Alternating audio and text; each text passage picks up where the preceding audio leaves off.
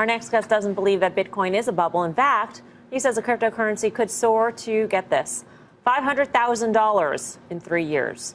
The always controversial John McAfee joins us now. John, great to speak with you. Great to speak with you. Thanks for having me on. How do you get to $500,000 in 3 years? Well, let's not worry about that. Let's worry about people calling you got the a bubble. bet going online on that. Yes, I do. People are calling Bitcoin a bubble that's bursting. Now, keep in mind that 2 months ago, Bitcoin is at $2,900, and people were saying it's never going to hit 3. Well, it hit 4 and it hit 5. If you look at the long-term trend of Bitcoin, it has been consistently up. I mean, who cares that it dropped $1,000 from $5,000 after it went from the $2,900 to $5,000 in 2 months? It's still ahead from what it was 2 months ago. You know, my company is one of the largest miners in America, and one of the nice things about mining is it doesn't matter what the price of Bitcoin is. We still make money.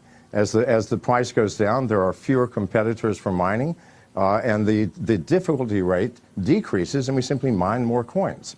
So I know as well as anybody what the price of Bitcoin is, and it is consistently increasing. I understand. You're going, oh, wow, the bubbles burst. Go ahead. You know, Jamie Dimon was very clear yesterday that he's a big fan of the blockchain technology, and most people actually who even, call Bitcoin overvalued or what have you, they are believers as well in the blockchain technology. These are two separate issues. So why is that Bitcoin necessarily has to rise to these heights because you're a believer in blockchain, as you do, as you believe? Well, no, I don't think that the Bitcoin rise has anything to do with the belief in the blockchain. Okay. It simply has to do with the belief in cryptocurrencies.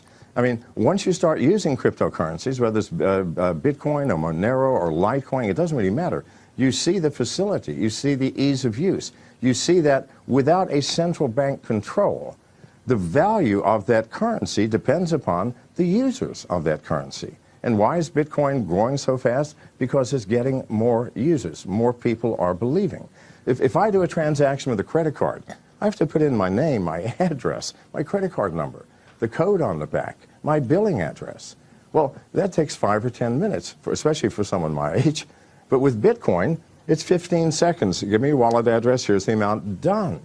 Once you see the facility of cryptocurrencies, once you see how fast they are transacted, then suddenly fiat currencies, credit cards, central banks make no sense whatsoever. Maybe it's too easy, though, John. I mean, how do you... I'm sure the government would like to track where this Bitcoin is going, and they would love to tax people on this. And so if you use Bitcoin, you may not have that sort of paper trail, so to speak, as to where people are making revenues or earning money. So are you concerned that government intervention in some way could actually slow this down? Well, it can slow it down, but there will be government intervention. Why? Because as people start using more and more cryptocurrencies, things like Monero, which cannot be tracked at all, when they start using these things, suddenly governments are going to start losing income tax revenues. And they're going to panic, and they're going to say, this is against the law. But how do you stop something that cannot be stopped? I mean, this is not something unique to America where you can just shut it down. I mean, I can use the Tor browser or the Onion browser and access Bitcoin wallets all over the world, and no one will ever know.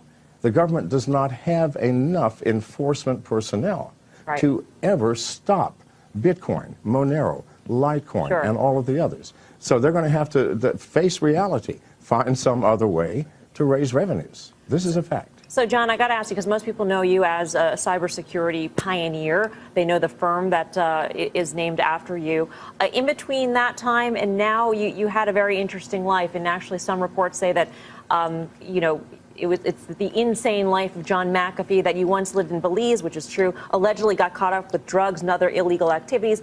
Bitcoin has a bad rap of being used in the underground. That's why people want to use it, because they want to conceal nefarious activity. Do you see that potential? Are you concerned about that as attracting government regulation? No, not at all. I mean, I'm still a security specialist, and I keep track of the dark web. Bitcoin is very seldom used anymore on the dark web. It has been replaced by Monero as the currency of choice, because Monero is absolutely anonymous, cannot be tracked, either the sender or receiver of any transaction.